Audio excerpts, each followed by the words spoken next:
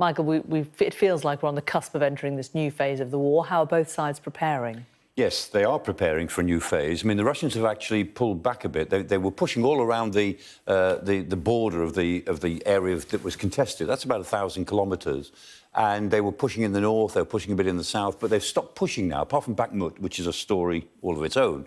They've stopped pushing and they're digging in. They're digging in particularly in the south, because that's obviously where they expect some sort of attack to come. And south of Zaporizhia, that area from Zaporizhia down to Crimea, that clearly is where they think the Ukrainians will do something, because the defences in that area from Zaporizhia to Melitopol are really thick, really fierce. And it looks as if they might even be preparing to withdraw some troops from around Kherson, from the eastern bank of the Dnieper River, because they don't want those troops to get cut off if the Ukrainians come directly south, and they may want to concentrate them more in an area of a breakthrough. So the Russian behaviour indicates they think the Ukrainians will come southwards, but the Ukrainians will want to surprise them. They'll want to surprise us all. And I suspect we might see some distraction operations. We might see some diversions before we work out exactly how this offensive is going to play out in the coming weeks.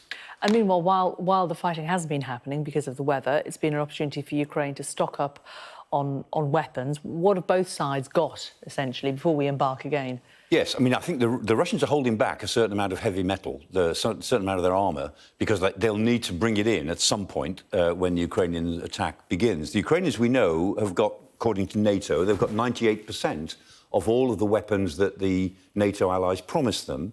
And so that really is main battle tanks are really important. So we know that the Ukrainians have got 230 Western main battle tanks. That's a Leopard tank there, which is the one they really want. They've got some Challengers as well, and some other French tanks, the AMX-10s. But that's really important. But also, they've got over 1,500 fighting vehicles, armoured fighting vehicles. So the various armoured vehicles, fighting vehicles, armoured personnel carriers. And these have got to go with the tanks, because the tanks have to operate with other vehicles, with the infantry, with the artillery. It's got to be a combined package to work properly. This is what the Russians aren't very good at doing.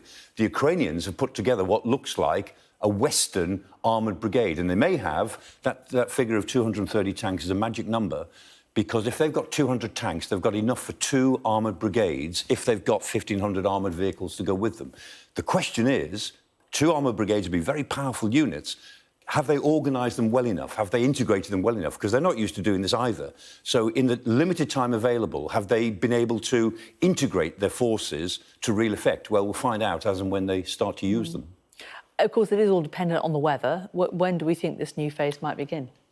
Quite soon. I keep saying that map that hasn't changed for months will start to change when the weather changes. And this is the outlook now, and we'll keep our eye on the weather, because the ground is drying out. The temperature's rising towards 18, 19, 20. This is for the next few days. It's been very wet recently. That's the Ukrainian spring. But spring becomes summer very quickly in Ukraine. When the ground dries out, then I think we'll start to see the beginnings of this, because the Ukrainians can't use their tanks if they're road-bound. That's the way to lose them. They've got to be able to get them on a broad front across the ground and actually make a big impact across a fairly wide area.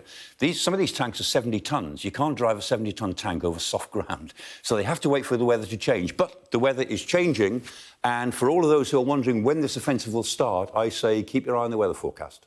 OK, thanks very much.